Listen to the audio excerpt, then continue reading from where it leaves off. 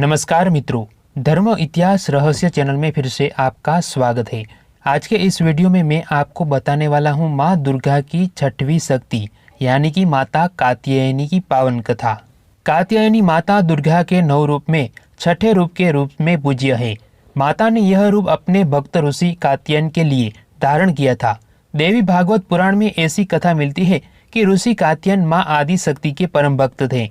उनकी इच्छा थी कि देवी उनकी पुत्री के रूप में उनके घर पधारे। इसके लिए ऋषि कात्यायन ने वर्षों तक कठोर तपस्या की थी। उनके तप से प्रसन्न होकर देवी उनकी पुत्री रूप में प्रकट हुई। कात्यायन की पुत्री होने के कारण माता कात्यायनी कहलाई। सबसे पहले उनकी पूजा स्वयं महर्षि कात्यायन ने की थी। 3 दिनों तक ऋषि की पूजा स्वीकार करने के बाद देवी ने ऋषि से विदा लिया और महिषासुर का युद्ध लेकर उसका अंत कर दिया। इसीलिए उन्हें महिषासुर मर्दी के नाम से भी जाना जाता है। तो मित्रों चलिए आज हम आपको बताते हैं माँ दुर्गा की छठवीं शक्ति यानी कि कात्यायनी माता की ये पावन कथा।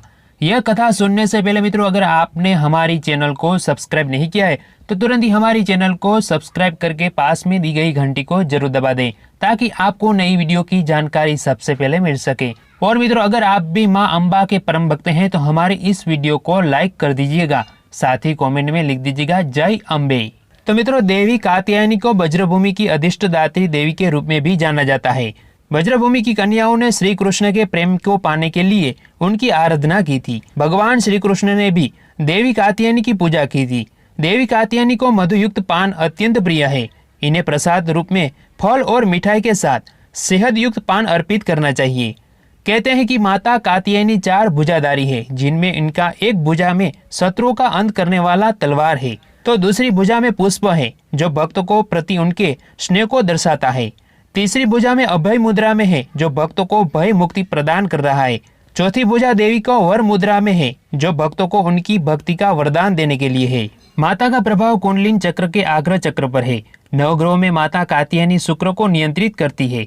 उनकी साधना और भक्ति से वैवाहिक जीवन से सुख की प्राप्ति होती है। जिनका विवाह में बाधा आ रही हो उनके विवाह की बाधा माता कात्यायनी दूर करती है।